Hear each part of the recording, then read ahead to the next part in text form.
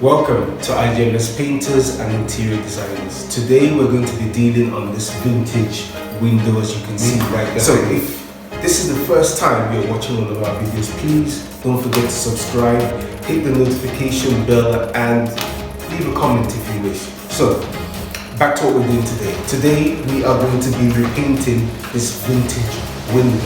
And for this project, what you're going to need probably a 30mm brush, a nice 2.5 inch or 3 inch brush, some masking tape and some foam rollers. And do not forget, you're going to also need some high quality gloss as well. So for the first process, we're going to skip this part and I'm going to take you to the next section where we've already done and completed part of the section, which is sanding and masking. So come with me.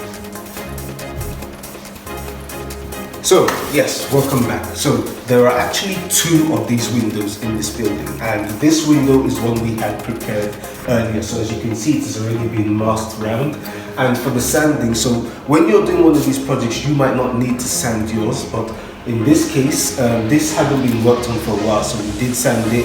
We used some 120 grit sanding paper, okay? We went around it and we actually did some filling as well. If you need some more advice on fillings and sandings, just hit me up in my DM and I'll be happy to answer any of your questions.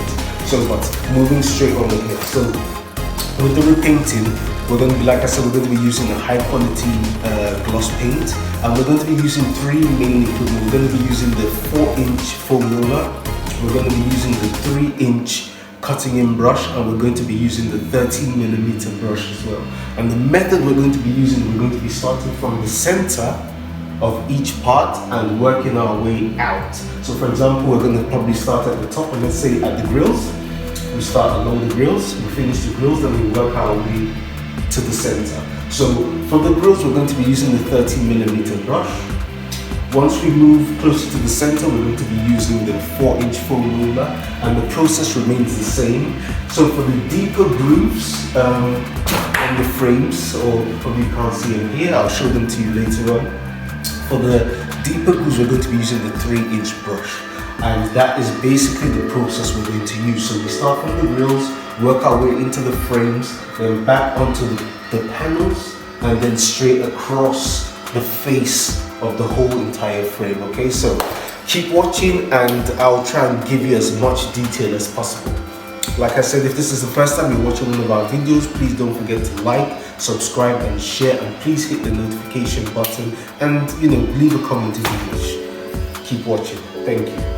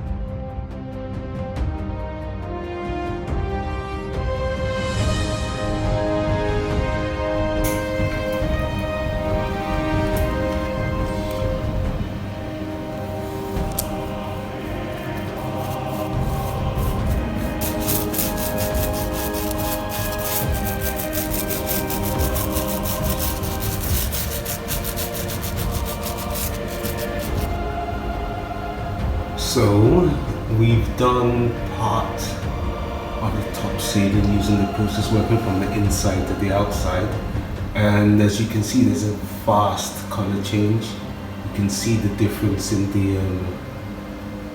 the color textures between the old panel and the new one as well. Some good quality paint, and it's covering well, so we're going to keep going and look forward to the finishing. Here it is, guys. I'm using the Worcester 3-inch cutting in brush, the gold edge, and I have to tell you, the coverage of this brush is exceptional. It is absolutely exceptional. So I'm going to get on with this work, and I'll show you the finished product.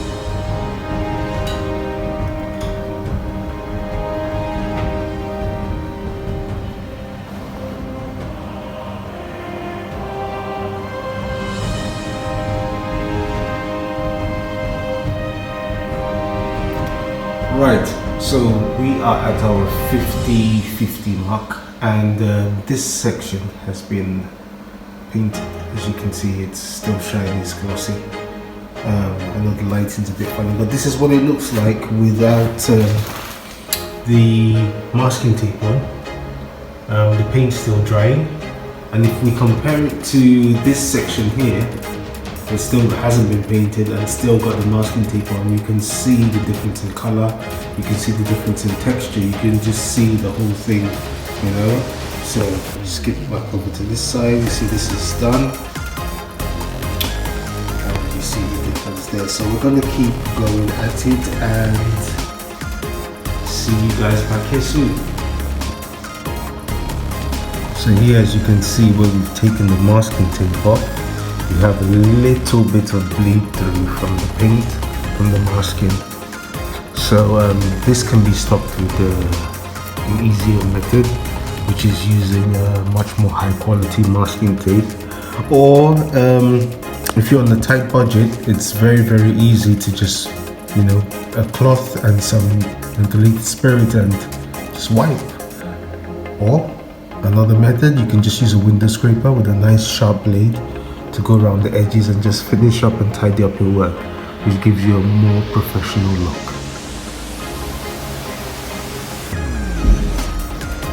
Right, so once you're done with the painting and you've removed the masking, when it comes to these bleed throughs, just grab your glass razor and just give it a slight rub against it, which should remove any excess.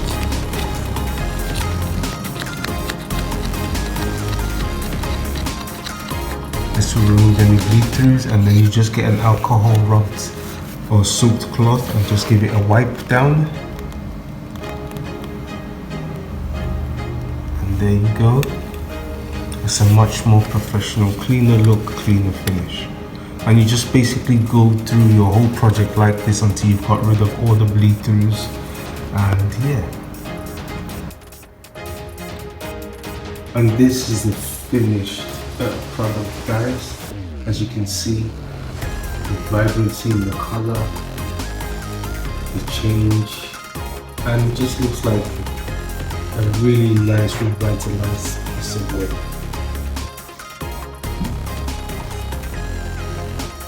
All the grills have been done, the side panels, top latches.